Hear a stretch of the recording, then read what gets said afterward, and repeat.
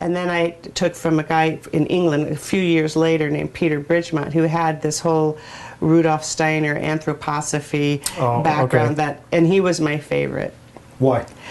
He had these exercises that I thought were really interesting, and he had a way of understanding how to free you up from being too self-conscious. Yeah. Well, that's the whole thing, is getting out of here and getting into here. So he was more he had this using your one physical exercise that he called it Abracadabra, and you'd go ah, and then you'd go ab, and then you'd go abr, and then you'd go abra, and then you'd go abra ah, you know, ka, and then you'd break up.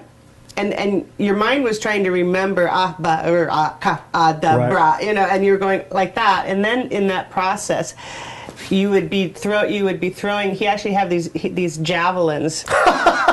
You'd be going ah, like that. You know, and this I can see. Like I can see it. You know, and what it did was Sean Young throwing a javelin. It was interesting. Sometimes he had us throw real ones, and sometimes he had us throw pretend ones. That's like awesome. we would go outside. Right. He would have us actually get the motion of throwing it, but inside we were pantomiming throwing these javelins. And what it ended up doing, and why I liked it so much, was it was your body and soul and spirit projecting, you know, projecting something.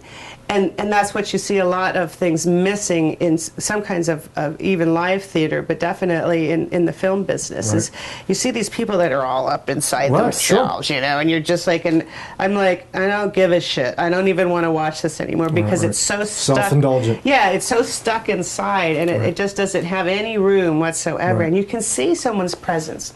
You can see certain performers when they're present, and yet they're open, and they're not eating their own. You know, they're not self-indulgent or narcissistic. Well, that's the thing. I mean, like I was saying before, when we're doing what we're doing correctly as a craft, it's over there. What I have to get from you is the most important thing in the moment. It's not how should I, you know. So sometimes that.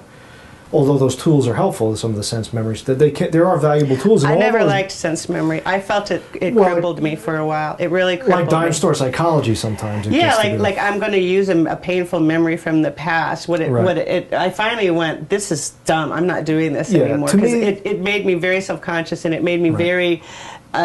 just the opposite of what I wanted to be, which was available and present. It made me like stuck inside and going over my painful past. To me, that's like the emergency chord. You know, especially on a film, when you have to grab that moment very quickly in one take, and it's like I have no continuity to build up to this. Maybe I'm not getting something that I need. You know what? I'll use that. It'll immediately get, but it's not something I would want to do. You know, for a whole performance. It never worked for me after a while. Yeah. And the most challenging things that I've had to do in show business and in front of the camera was cry.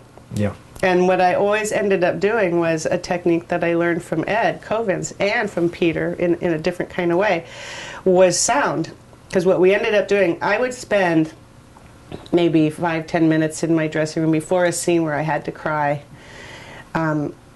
And I would lay on the ground, and I would basically just go, just get like a tone. And after a while, 5 minutes of this, what happens with that is it just brings it up. It just brings it up and out. And it just, because we don't realize how much of our emotions we actually suppress. And sound works. Yeah. You know, it just works. Well, all those techniques you're describing are just great physical ways to shut this off and just get into here, which is where you want to be. Where everything is anyway, is inside your body. And that's kind of why I always considered myself a dancer. And that's always, there was a certain part of filmmaking that was so easy for me. You know, just moving around, just understanding where we were, what was going on. It was just always really easy for me.